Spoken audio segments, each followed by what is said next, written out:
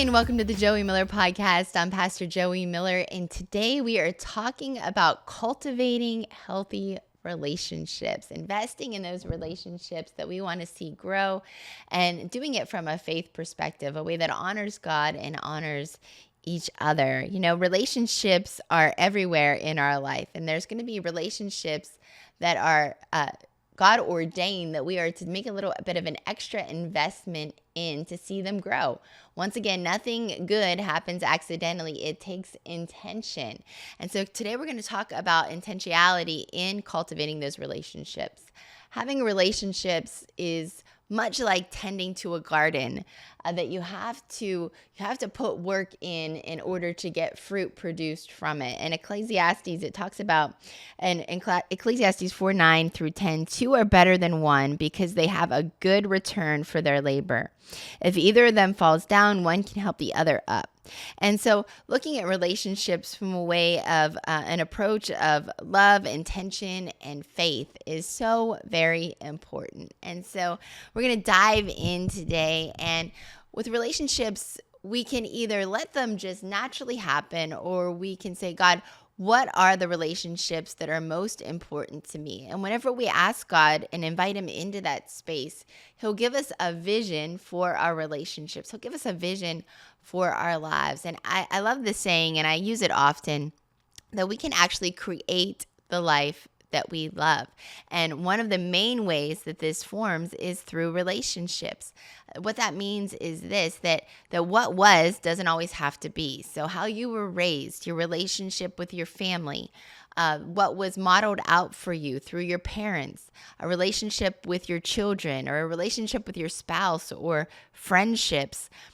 What was doesn't have to be. That you can create and cultivate relationships that you have always wanted to have. And it takes work. And wherever there's people, there can sometimes be friction or issues. And there's no perfect people. We say it all the time within the four walls of our house. There's not perfect people, but through God, we can operate in perfect love and make the investments in the right areas to see our relationships cultivate and grow.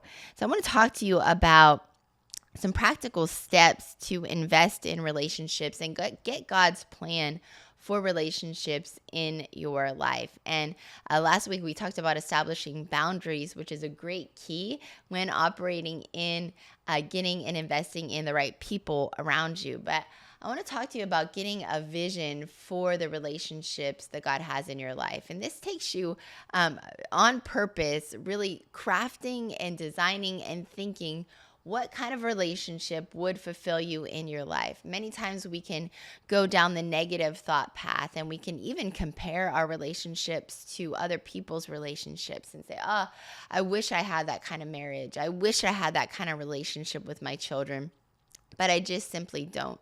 And we can leave ourselves feeling discouraged, feeling jealous, feeling less than, feeling disappointment by the relationships in our lives, where I want you to leave this podcast today feeling empowered that actually the Bible says what a man sows, he will also reap.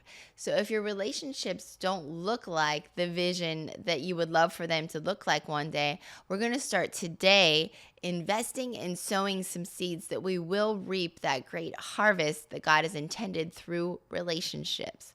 Listen, we all need other people. I wish that we could just go through life and live on an island, but we can't. God created us as social beings that not only do you need people, but people need you.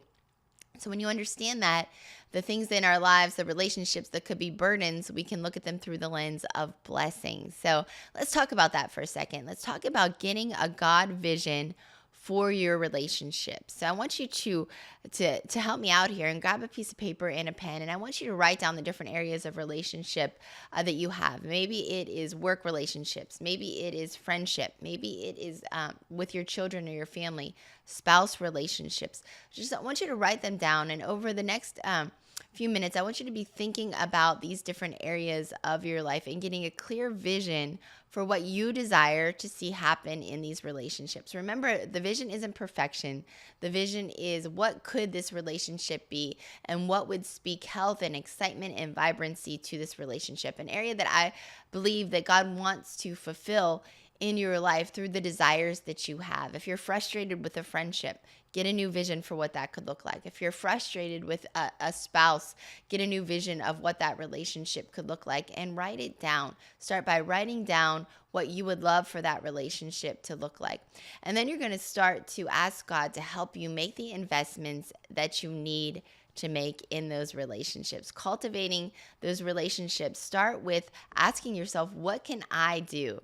It's such a lie that we believe to think that good relationships are just going to come to us. No, we need to actually be what we want to attract. There's something that's called a law of attraction.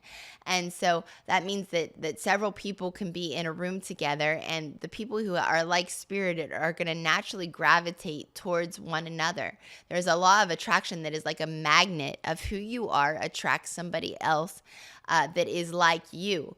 So many times we take this into our relationships and we think, I want an awesome friend, but we're not doing anything to be social. We're not doing anything to go out of our way or to make investments. Maybe you're in a place that at church you want to have faith friends, but you won't make an effort to join a small group. You won't go to the extra functions. You come late. You leave early. So you're not making the right investments in order to attract people who you would love to create friendships with. And so don't buy into the lie that life is just going to happen for you or to you, that you have to take the first step and initiate good friendships and relationships. And so that might mean coming out of your comfort zone. That might mean throwing out a coffee date that you feel like maybe that you're not comfortable doing. But what you're doing is you're saying, I'm going to make the effort. I'm going to plant the seed for this relationship. And so maybe on the area of friendship, that is you, and you're listening and you're like, geez, I would really love faith friends. What are you doing to create the life that you love in that area? What are you doing to invest in those friendships? Are you finding that your old friendship circles are still talking about worldly things and engaging in gossip and things that we know God is calling us to be set apart from? See, as you grow in your relationship with God, your friendships are going to change because you are changing. You're becoming that law of attraction. What you used to be isn't what you are becoming in your new nature. And so while those other friendships, I'm not saying you have to drop them by the wayside, you have to acknowledge what they are in your life. That once again, going back to boundaries, that you might not be making the types of investments that you were making. They might have a different voice or a different purpose in your life. Not all friendships and relationships are created equal. Let me just remind you of that there's different levels to your friendship, and different levels, they get different access to you, and they get different investment from you in your life. And so understanding that is so important. So let's talk for a second about different levels of relationship and investment and access that they should have into our lives. Number one would be just people that we are friends with on social media, right? So many times we engage with these people, and the truth is we don't really know them that much at all, but we're so vested into their lives. We feel like we're BFFs with this person, whether it's a famous person or it's a person that you know through multiple friends. We're like vested in their life. And so many times we can take these friendships or these followers or these relationships, and we could give them an improper place in our life. We can give them access when they don't really know us, that we're not really in communication with them. And so it's not that we can't engage or be friendly, but you don't want to put all of your eggs in the social media basket when it comes to friendship, because we're getting a limited amount of interaction, but it's not a true friendship. So, don't let your day be ruined if so-and-so didn't like your post, or don't let your day be ruined if somebody didn't reach out to you or tag you, whatever it is. It's a social media friendship. It's a limit. It's they're not having full access in your life, and it needs very little investment by you.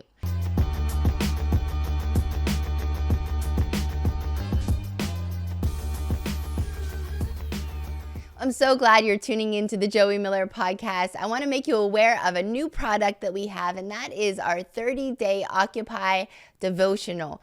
This season of the Joie Miller Podcast has been all about taking responsibility, and this is a great companion to that topic, occupying every space that God has given you in 2025. Grab it today at joiemiller.co.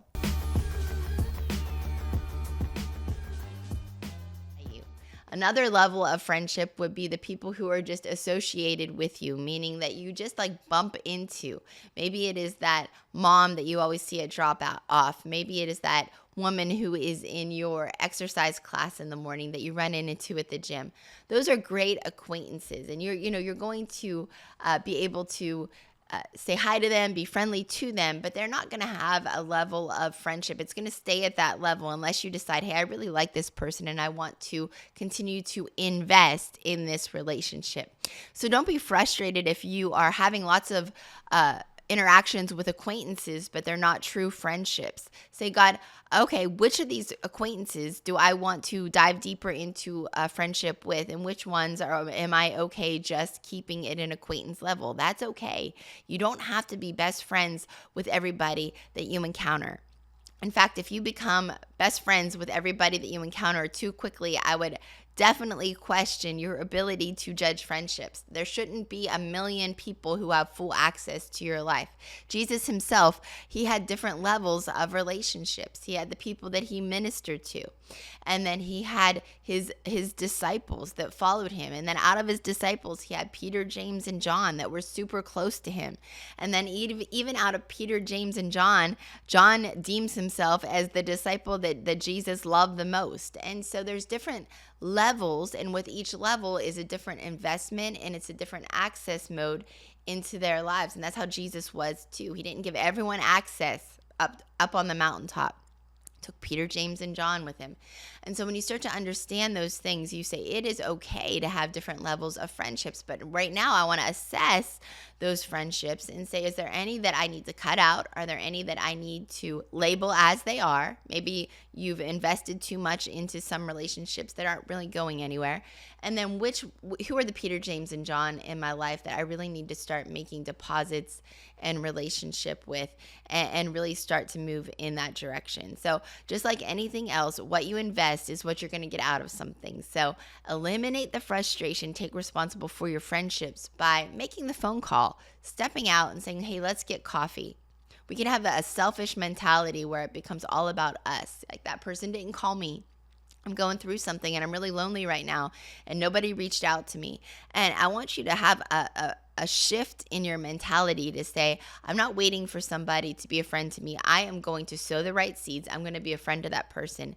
I'm going to make it a priority. I'm going to put it down in my notebook or planner or phone that I'm going to intentionally call or text or check up on those friendships that I really want to grow and walk with. The Bible talks about the iron sharpens iron, that we need each other. And so really recognize those friendships. Another relationship that we need to cultivate are relationships with our significant other, whether it's a fiance, a spouse. Maybe you're dating and you're like, where's this relationship going? And so making the right investments into those relationships as well. First of all, just a reminder, God didn't call you to get your value, to get your identity from relationships around you. That comes from the Father.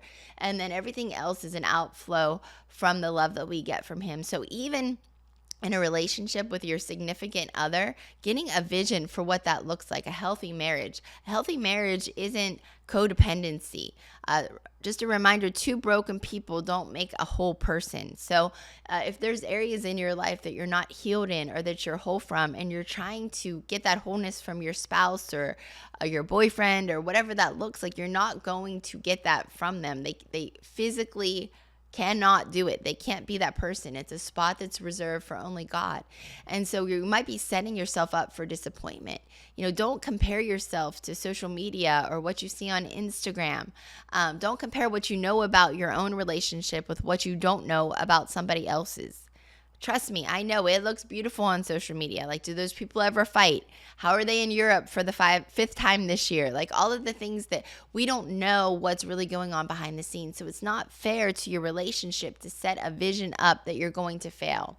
So start to think about, what are the areas that I would like to grow in my relationship? What would an ideal relationship look like? Maybe it's in establishing a date night. Maybe it's going out a little bit more. Maybe it's a little bit more affection. In a non-nagging way, start to make the investments instead of just telling that other person how they're failing. And while they'll never be the person that you need them to be. Start making investments in the opposite direction. So maybe if you want more affirmation, you're going to start to release more affirmation in that person's life. Maybe if you want a little bit more of a romantic life, you start to take attention to your spouse and tell them, wow, you look handsome today. You put some lipstick on. You start to dress up for your spouse. Make the investments towards where you want to go in your relationship. In my relationship with my husband, I'm the creative one.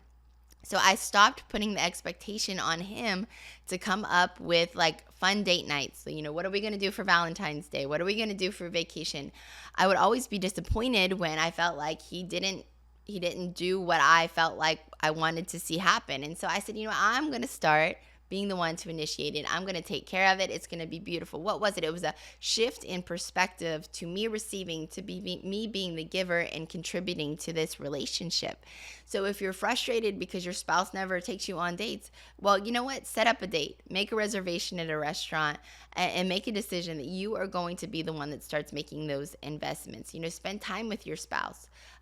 What are the areas of frustration in that relationship with your spouse? Start to address them head on and say, how can I be the solution? Not how can they change? How can I change to start making those investments? Get a vision, commit to the vision. If your vision for your spouse is to grow old together and to have a good relationship, then it's going to change the way that you react when you don't get along. Take divorce out of the vocabulary. It's not in the vision for your future. And so when you change your vision, when you start to invest in your vision, it changes everything in your life. And then it's those relationships. If you have children, or maybe you are a child and you have parents, or maybe you're a sister, those family relationships in our life. This is so important because family can be difficult. Family can be hard to navigate when it comes to relationships. And so you have to get a clear vision of what you want your family to look like. And it'll change the investments that you make within your family. Let me just give you an example. It's important to me. One of our family values is that is family time. And so I want to invest into things that I want to reap. I'm sowing into what I want to reap. So the long-term vision is for our children. We have 5 children to want to be around us, to want to bring their kids around us, to celebrate holidays together, to make family a true priority, to create that as a value in them. And I realized that if I wasn't doing anything to invest in that, I wasn't going to establish it as something that was important to them. And one day they might be doing their own thing. We were very good at just taking our own little family unit and doing things together. But I thought, I want my children to experience time with their aunts and uncles and their grandparents. And so what I did was I intentionally started to make investments. Every Sunday, I started a Sunday fun day, which was when we would come together, aunts, uncles, nieces, nephews, grandparents, anybody who was available on that Sunday. It was an open invitation. It was a standing a day that we spent together unless something came up.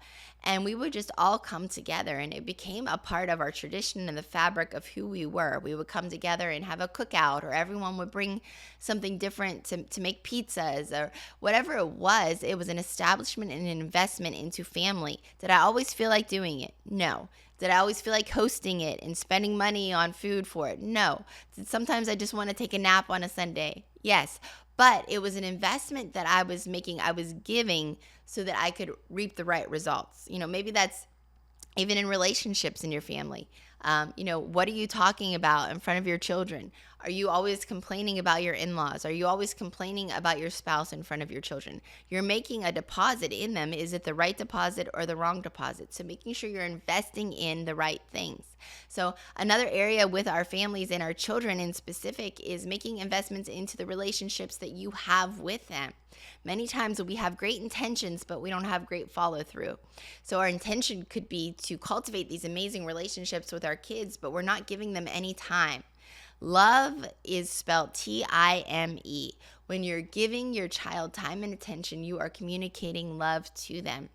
So making the time and investment and being proactive in it, getting a vision that you want to have a consistent relationship with your child. That was my vision. I don't want my kids to become adults and that I'm not a part of their lives, or they don't call me, or they don't have a desire to be around us. So you start with that now. You start making the investments now. So be intentional. Is it always easy? No, we have 5 kids, but I would make dates, one-on-one dates with each of the kids. When that's not realistic, just making sure that I find connection points with each one of them. What they love, I love.